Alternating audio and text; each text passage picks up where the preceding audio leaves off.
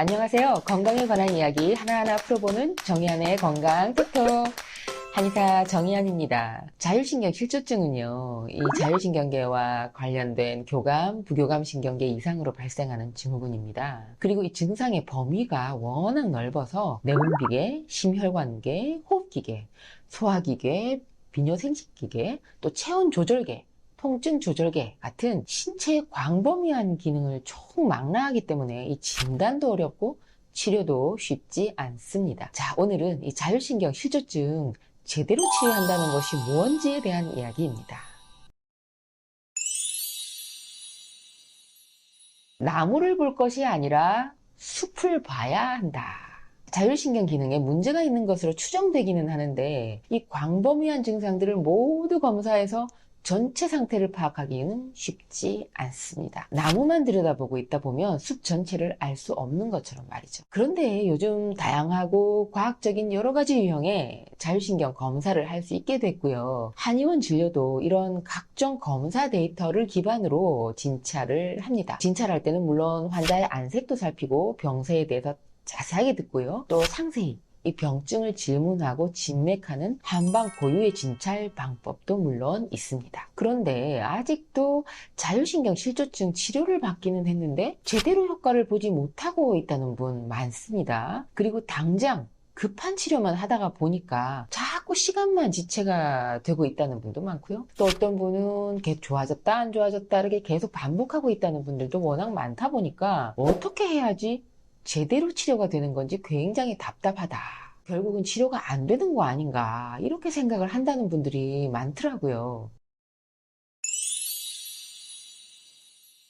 자율신경 실조 치료를요, 장기간 하게 되는 경우는 이걸 당장 증상 개선에만 목적을 두고 증상 하나하나만 조절하는 이 대증 치료하면서 그냥 시간 보내는 경우가 가장 많습니다. 워낙 증상들이 많아서 뭐 어느 거 하나 가벼운 것이 없죠. 환자 입장에서는 정말 하나하나 즉시 즉각 증상을 없애고 싶은 마음이 사실이죠. 그러다 보니까 수면 유도제, 수면제, 신경 안정제, 진통제, 소화제, 정장제 이런 약물들 또는 주사제 이런 것들 여러 가지로 복용하고 주사 맞으면서 버티게 되는데요. 이렇게 조절하다 보면 나중에는 이런 약이나 주사의 효능을 제대로 발휘하지 못하게 되고요. 결국은 더 실망스럽죠. 그래서 이 대증 치료에 치중하느라고 소모한 시간을 되돌릴 수는 없다는 거죠.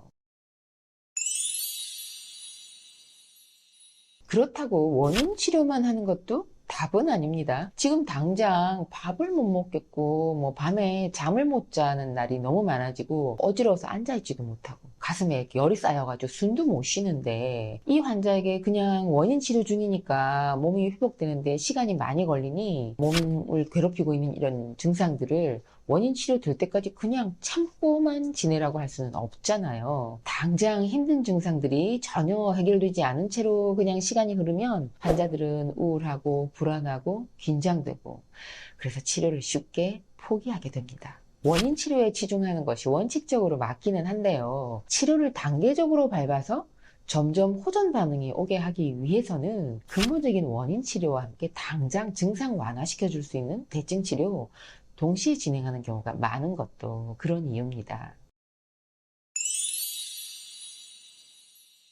대증 치료, 원인 치료 이런 거 상관없이 어떻게든 치료가 잘 되고 빠른 효과를 보기 위해서는요. 전제 조건이 있습니다. 치료를 받아들일 몸의 조건이 좋아야 됩니다. 집을 지을 때 우리가 집안의 조건과 토양의 모양이 좋아야 그리고 기초공사가 튼튼해야 좋은 집을 지을 수가 있잖아요. 치료를 해보면 확실히요. 나이도 젊고 주변 상황도 좋아서 빨리 나을 것 같은 조건인데도 막상 치료를 시작해보면 좋아졌다, 나빠졌다 반복을 하거나 아니면 좀처럼 호전 반응이 나타나지 않는 경우도 있습니다. 그래서 면역력, 기초 체력, 생활 습관 이런 게 너무 심하게 나빠서 몸 상태가 엉망이면 나이가 젊어도 치료 효과가 떨어집니다. 검사를 해봤을 때 이 상열 하한, 상체와 얼굴로는 열이 뜨고요. 하체와 복부와 손발은 냉한 이런 상열 하한 상태가 굉장히 심한 경우에 치료를 통해서 상하, 순환을 바로 잡는 것이 순서고요. 또 그 상열 하한을 바로 잡은 상태를 지속적으로 유지할 수 있도록 하는 과정도 필수입니다. 그래야 대증 치료든 원인 치료든 치료 효과가 빨라지고요. 치료 효과가 오래 유지될 수가 있는 거죠.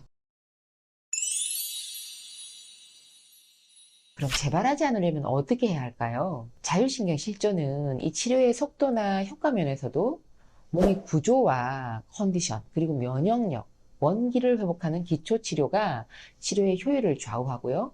또 재발도 예방할 수 있는 방법입니다. 특히 이 배우자나 가족과의 갈등으로 인한 이 스트레스로 유발된 자율신경 실조는 치료가 끝난 뒤에도 이 상황이 바뀔 수가 없는 경우잖아요. 이런 경우는 이 치료 과정을 통해서 회복된 신체의 이 수승 화강 상태를 잘 유지하는 것이 중요합니다. 자율신경 실조가 재발되는 것은 수승 화강 상태가 다시 무너졌을 때 발생하기 때문이죠. 그래서 저는 이 치료를 완전히 마무리한 환자라 하더라도 일정 간격을 두고 정기 검진을 위해 진찰 받으러 오게 하고 있습니다. 몸의 상태를 잘 유지하고 있는지 여부를 확인하기 위해서인데요. 환자 입장에서는 이렇게 정기 점검을 주기적으로 받으면서 본인의 몸과 마음을 그리고 또 정신을 다시 한번 돌아볼 수 있는 계기가 되어서 좋고요.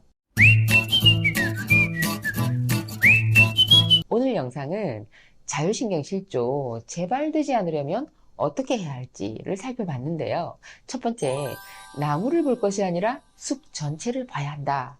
두 번째, 대증 치료냐 원인 치료냐 그 한계가 있다는 거.